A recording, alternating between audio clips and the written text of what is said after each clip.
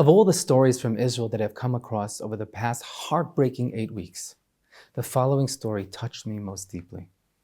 It's the story of Ariel Zohar, a 12-year-old boy who lost his entire family in the massacre on October 7th.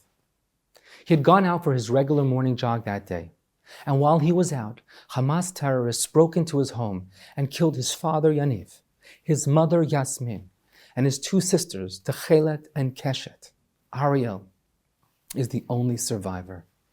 His kibbutz, Nachal Oz, was still under mortar fire when the heroic Zaka volunteers offered to pay one more visit to the family's home. They asked Ariel, "Which item would you like us to bring back for you?" Now, if you were Ariel, what would you have chosen? A family heirloom or photo? A garment of your loved one you could hold close? Here's what Ariel responded. "Please bring me my father's tefillin." You see, Ariel was 2 weeks away from turning 13 and becoming bar mitzvah. He had a brand new pair of tefillin, but he asked for his father's. His dear father, who was so excited to see him wrapping tefillin for the first time, would not be with him on that special milestone and occasion. The tefillin that Ariel requested were a gift from his grandfather, who had survived the atrocities of the Holocaust and had rebuilt his family in the Holy Land. Ariel had lost everything, but not his faith. At the time, Nir Oz was still a completely closed military zone. Yet when the Zaka volunteer Chaim Utmezgin heard young Ariel's request, he burst into tears. Chaim said, "Although I was responsible for wrapping more than 700 bodies during this week, it was the first time I cried my eyes out. I was moved that in the eyes of this child whose parents and sisters had been massacred just a few short days ago, when we asked him about his home, he spoke of his father's tefillin, which represents for him the continuity and tradition of this family which suffered so much." Chaim undertook the perilous mission himself.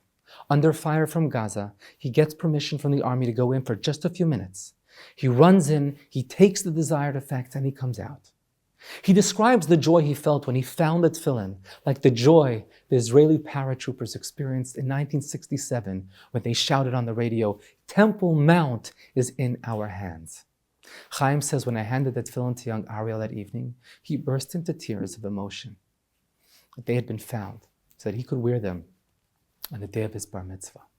The elderly grandfather, who had just lost his son, his daughter-in-law, and granddaughters, stood up and said the following words, and I quote, "My parents were murdered in the concentration camps when I was 14 years old. I resisted and I chose life. Today I have a grandson living in Israel." He turns to Ariel and he says, "You too lost your parents to our enemies when you were 12 years old.